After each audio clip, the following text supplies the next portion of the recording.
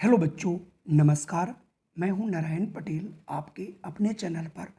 आज हम बात करेंगे राष्ट्रीय आय एवं योग्यता आधारित छात्रवृत्ति परीक्षा 2023-24, जिसका कि रिजल्ट अभी अभी आया है। रिजल्ट अब की बार बहुत अच्छा आया, जहां पहले केवल 6500 बच्चे पूरे प्रदेश में पास हुआ करते थे। अब की बार 14,000 से अधिक बच्चे पास हुए हैं। हम उन सभी पास हुए बच्चों को बधाई देते हैं, और जो बच्चे अभी तक इस एग्ज़ाम में नहीं अच्छा कर पाए, उनके लिए एक अवसर कक्षा 9 में पीएम यशस्वी छात्रवृत्ति के तौर पे मिलेगा, जिसमें स्कॉलरशिप 75,000 रुपये मिलती है। तो अगर आपने ये वीडियो नहीं देखा तो आप हमारे चैनल पे जा कर के देख सकते हैं। इसके अलावा ये रिजल्ट आया है, चूँकि बच्चों ने पहली छात्रवृत्ति परीक्षा पास की होती है, उन्हें उतनी जानकारी नहीं होती है, इसलिए उसी जानकारी को सही करने के लिए आज का वीडियो उन्हीं के लिए ये समर्पित है। सबसे पहले ये जानने की आपको करना क्या है। सबसे पहले जो आपको रिजल्ट मिला है, उस रिजल्ट को आप एक पीडीएफ फॉर्म में उसे अवश्य डाउनलोड करके अपने पास बिल्कुल सुरक्षित रख लें। सुरक्षित रखने के बाद क्या आपको सबसे पहले देखना है, ये देखना है कि हमारा जो रोल नंबर प्रवेश पत्र पे मिला था, क्या वो रोल नंबर उससे मैच करता है या नहीं। उसके बाद देख लें कि जो आपका नाम है, उस नाम में कोई स्पेलिंग मिस्टेक तो नहीं है।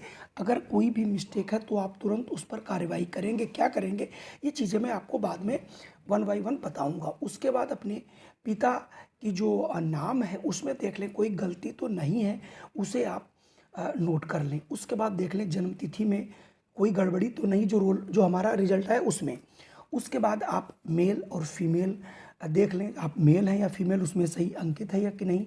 आपकी जो कैटेगरी है, एससी बीसी जनरल ओबीसी या सब कोई कैटेगरी उसके अंतर्गत आती है, तो वो दोनों को मिलान कर लें। उसके बाद पार्ट 1 और पार्ट 2 में जो अंक मिले हैं, उनका टोटल सही है या नहीं, ये दोनों चीज़ें आप बिल्कुल देख लीजिए। ये तो हुआ कि अगर रिजल्ट निकला है तो आपका रिजल्ट अपना डाउनलोड करना है। दूसरा, जो रिजल्ट पे आई हैं चीज़ें, उनको ये देखना है कि जो आपका स्कूल है उससे सारे कागज़ों का मिलान होना चाहिए। अगर कोई भी गलती है तो आप ये समझ लीजिए कि अब आप स्कूल में उस गलती का सुधार नहीं करवा सकते। सपोज करिए आपका नाम यदि गलत है या आपके फादर का नाम गलत है, तो सबसे पहले उसे आप आधार पर ही सही करा लें, क्योंकि स्कूल में सही नहीं होगा। अगर ऐसा नहीं है तो आप जो है वंचित रह जाएंगे अपनी छात्रवृत्ति से।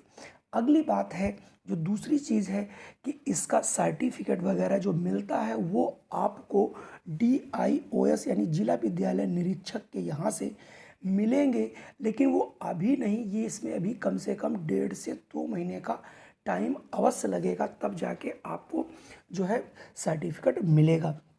दूसरी बात, अगर आपने किसी प्राइवेट स्कूल में अपना एडमिशन कराया तब भी आपको छात्रवृत्ति नहीं मिलेगी, और अगर आपने जवाहर नवोदय विद्यालय अथवा केंद्रीय विद्यालय यानी किसी केंद्रीय विद्यालय में अगर आपने कराया तब भी आपको छात्रवृत्ति नहीं मिलेगी।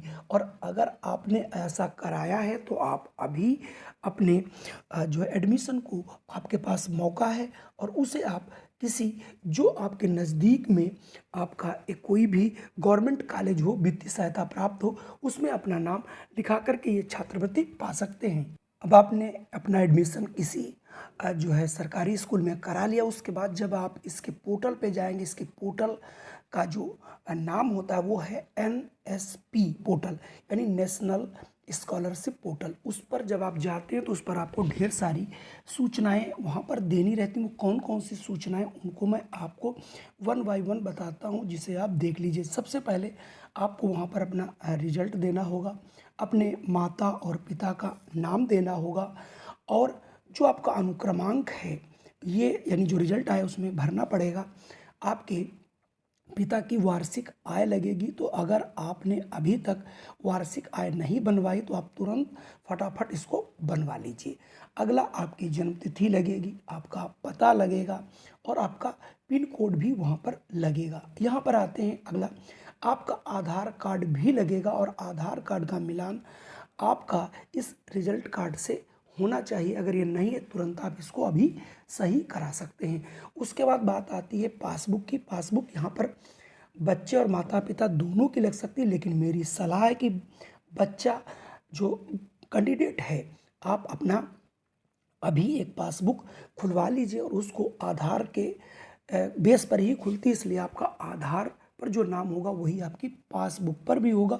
अगर पासबुक और आधार पर आपका नाम सेम है तब तो आप स्कॉलरशिप के हकदार होंगे। और हाँ, जिस नाम से आपका नाम लिखा हुआ है उस आधार पर ही मिलेगा। नंबर जो सबसे बहुत इम्पॉर्टेंट चीज़ है, मोबाइल नंबर, ये इस पर कई बार OTP भी आएगा, जो गार्जियन का होगा या अपना रखें, वो बार बार ना बदलें, क्योंकि आपको 4 साल तक सारी अपडेट्स उसी पर मिलेंगी। आप लोग क्या करते हैं, समझते हैं कोई भी समस्या आएगी तो हम यूट्यूब पर देख लेंगे, बेशक देख सकते हैं, लेकिन यूट्यूब पर कभी कभी सारी जानकारियाँ समय टू समय नहीं मिल पाती। इसलिए आप अपना मोबाइल नंबर कभी ना बदलें और अभी अपनी एक ईमेल आईडी जरूर बना लेंगे। वो आपको 100% वहाँ पर भरना पड़ेगा। कक्षा 8 की मार्कशीट यदि आपको नहीं मिली है तो जो बच्चे पास हुए वो अपने टीचरों से रिक्वेस्ट करके अपनी मार्कशीट अवश्य ले लें, तभी जा कर के आपका स्कॉलरशिप का प्रोसेस, ये तो पहला प्रोसेस हो गया जो आप जिस स्कूल में थे उससे। अब जब हम कक्षा 9 में जिसमें एडमिशन लेते हैं उस स्कूल का आपको यूडाइस स्कूल का लेना पड़ेगा। यूडाइस नंबर होता है, यानी स्कूल की एक आइडेंटिटी होती है, वो आप जब अपने टीचर से कहेंगे वो आपको दे देंगे। जब आप वहाँ जाते हैं तो आपका एक प्रवेशांक होता है, SR रजिस्टर में आपका नाम दर्ज होता है, वो आप ले लेंगे। जो आपका अटेंडेंस रजिस्टर है उस पर अनुक्रमांक आपका कौन सा है वो आप जरूर नोट कर लेंगे। आपका कौन सा सेक्शन है ये आप जरूर नोट कर लेंगे। और जिस दिन आपने कक्षा 9 में एडमिशन लिया है यानी प्रवेश तिथि, उसका भी जिक्र वहाँ पे करना होता है और वो भी आप जरूर नोट कर लेंगे। और ये भी देखेंगे कि क्या जिस स्कूल में हम पढ़ने जा रहे हैं वो स्कूल NSP पोर्टल पर पंजीकृत है या नहीं। इसकी मैं वीडियो आपको आगे एक सेपरेट बना दूंगा, जिससे आप ये भी देख पाएंगे कि ये उस पर पोर्टल पे विद्यालय है या नहीं। लेकिन आप इतना समझ लीजिए, जितने भी राजकीय विद्यालय हैं या जितने भी हमारे राज्य की सहायता प्राप्त जो स्कूल होते हैं वो सारे स्कूल इसमें रजिस्टर्ड हैं। तो इतनी बातें अगर आप कर लेंगे तो आपको कठिनाई नहीं होगी। लेकिन आप ये सोचें कि हम ये सारा काम जब फॉर्म आएगा तब करेंगे, और ये जुलाई में पोर्टल 100% खुल जाएगा और जुलाई में ये फॉर्म आपके भरे जाएंगे। तब तक आपके पास अभी पर्याप्त समय है। आप इन समय रहते आप इनकी तैयारी कर लें। जय हिंद, वंदे मातरम। जो भी आगे अपडेट होगी वो मैं लेकर के आपको मिलूँगा। जय हिंद, वंदे मातरम।